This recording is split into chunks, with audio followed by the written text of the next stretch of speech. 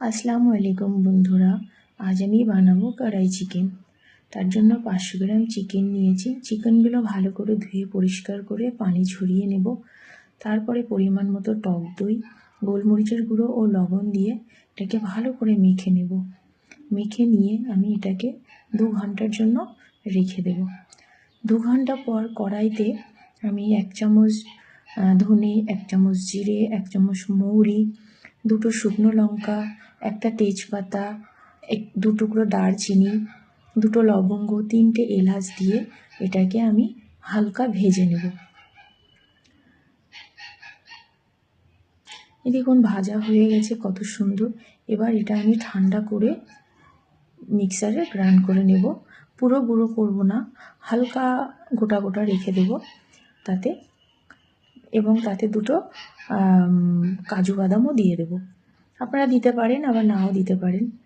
এবার আমি আবার গ্রাইন্ডারটা নিয়ে 1 টুকরো পেঁয়াজ, কিছুটা পরিমাণ রসুন, কিছুটা পরিমাণ আদা নিয়ে এটাকে আমি বেটে নেব।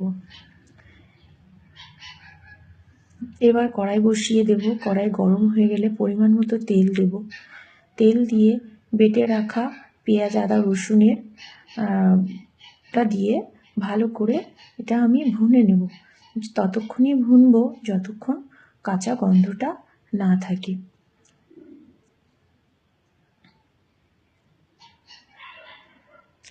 এখন এটা আমার ভুনা হয়ে গেছে। এতে এবার আমি চিকেনটা দিয়ে দেব।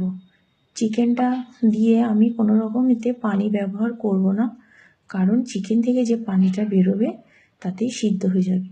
আমি এটা এবার ভালো করে কষবো ঢেকে ঢেকে প্রায় আধ ঘন্টা। আধ ঘন্টা পর যে জলটা বেরোবে তাতে আমি দিয়ে দেব যে রোস্ট করে রাখা গুঁড়ো মশলাটা দিয়ে আমি আবার 15-20 মিনিট মতো কষবো। যত কষবো মাংসটা ততই খেতে সুন্দর হবে। আপনারা যদি হলুদের গুঁড়ো ব্যবহার করতে চান ব্যবহার করতে পারেন, আবার নাও পারেন, কিন্তু আমি হালকা হলুদের গুঁড়ো দিয়েছিলাম যাতে কালারটা আসে। দেখুন কত সুন্দর কালার হয়েছে। আমি কিন্তু এতে একদমই পানি ব্যবহার করিনি, নিজের পানিতে এবং তেলে পুরোটাই সিদ্ধ হচ্ছে। আমি এইভাবে আরও কিছুক্ষণ কষে নেব। দেখুন কত সুন্দর কালার বেরিয়েছে। এটা কিন্তু পুরো রান্না হয়ে গেছে।